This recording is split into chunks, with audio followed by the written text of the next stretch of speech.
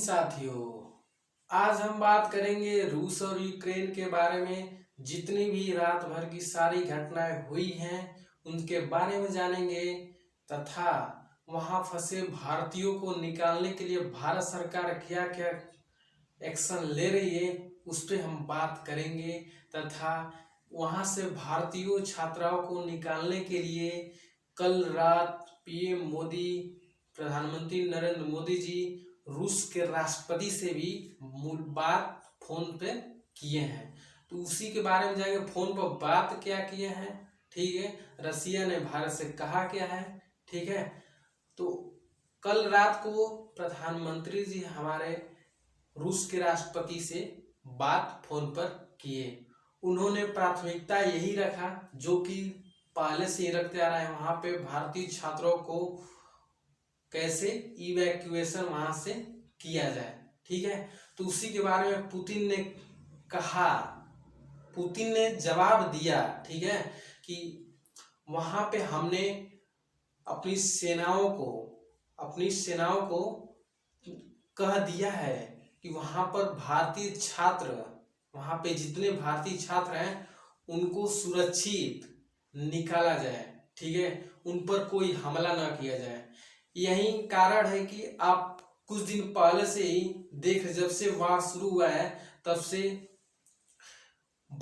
सभी देश के नागरिक, अन्य देश के नागरिक तथा यूक्रेन के भी नागरिक भारतीय झंडा लेकर वहां से निकल रहे हैं, जिस पर रूस हमला नहीं कर रहा है, ठीक है। आप सबको पता होगा कि भारत के झंडे को देखकर रूस के जवान वहां पे हमला नहीं कर रहे हैं उन लोगों पर, ठीक है। यही कारण है कि वहां की अब यूक्रेन की सेना भी भारतीयों को प्रशिक्षण करके, मतलब कि उनके नजर में रखकर अपनी सुरक्षा करना चाहते हैं।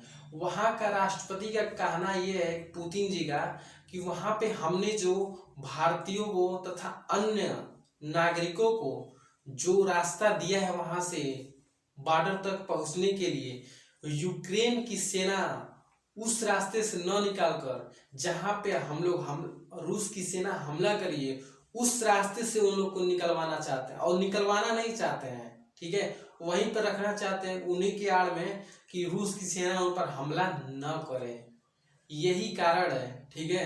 तो वही बात है कि पुतिन साहब ने अब ये कह दिया है एकदम साफ भाषा में, शब्दों में, अब वहां से भारतीय छात्राओं को वहां से इवैक्यूएशन करके पहले रूस में ले जाया जाएगा, रूस के नजदीकी क्षेत्र में ले जाया जाएगा, और भारत की सेना तथा भारतीय सरकार रूस से अपने भारतीय नागरिकों को ले जा सकती है, इवैक्यूएशन करा सकती है आराम से। तो हमारे लिए तो आसान हो गया, जबकि हम देख रहे थे कि वहां से यूक्रेन से खार्किव मार्केट से निकलने के लिए भारतीय छात्रों को पोलैंड, मोल्डोवा, ये सब के रास्ते से, रोमानिया के रास्ते से निकाला जा रहा था।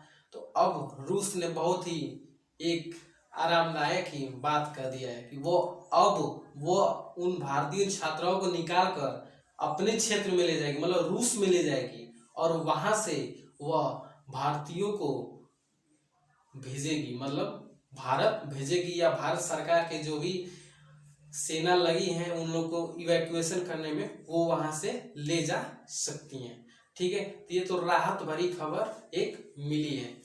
रूस के राष्ट्रपति वहां की यूक्रेन के राष्ट्रपति जेलेंस्की पर आरोप लगा रहे हैं कि वहां की सेना ने, यूक्रेन की सेना ने भारतीयों को बंधक बनाकर रखा है, मतलब कि उनको बॉर्डर क्रॉस करने नहीं दे रहा है।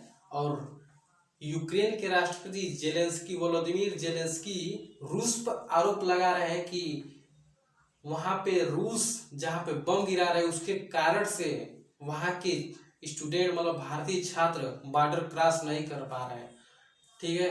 तो यही बात है, दिन रात में यही प्रधानमंत्री नरेंद्र मोदी ने पुतिन से बात कही।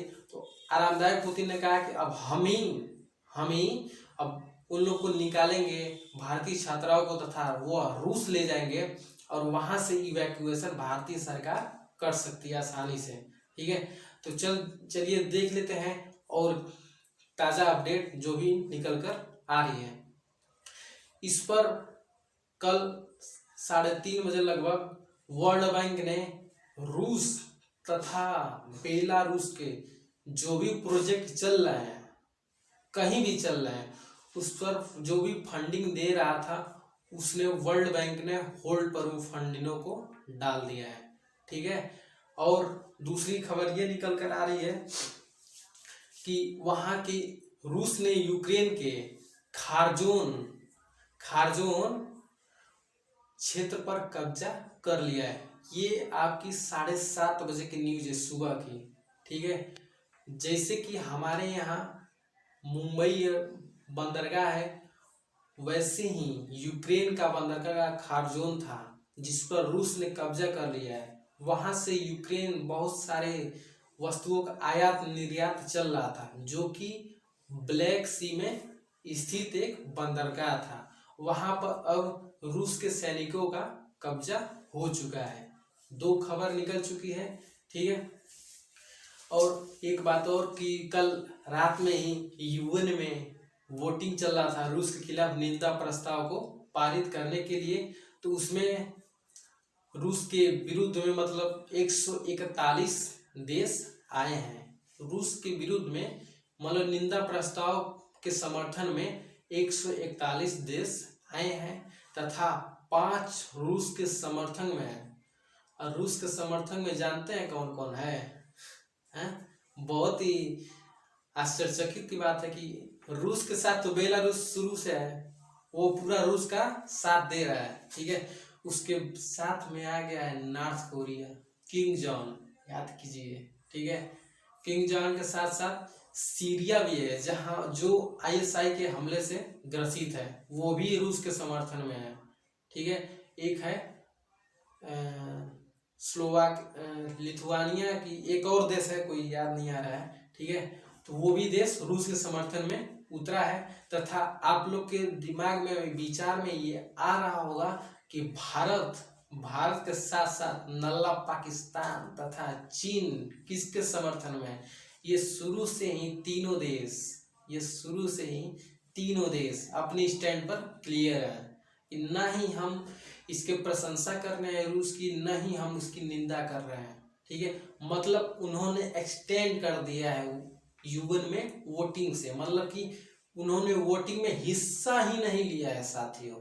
ठीक है, तो शुरू से ही जितनी बार वोटिंग हुआ है, भारत ने, चीन ने और पाकिस्तान ने, इन तीनों ने हिस्सा नहीं लिया है। ठीक है, तो इसमें कोई दिक्कत नहीं है, हिस्सा नहीं लिए। तथा रूस ने भारत का हमेशा धन्यवाद कर रहे हैं वोटिंग में, जो भाग नहीं ले रहे हैं। ठीक है, ये खुशी की बात है कि भारत नहीं लिया है। ठीक है, तो आशा करते हैं दोस्तों कि ये कॉन्फ्लिक्ट जो चल रहा था तथा ये जानकारी जो चल रही थी वो आपको समझ में आई होगी। जय हिंद।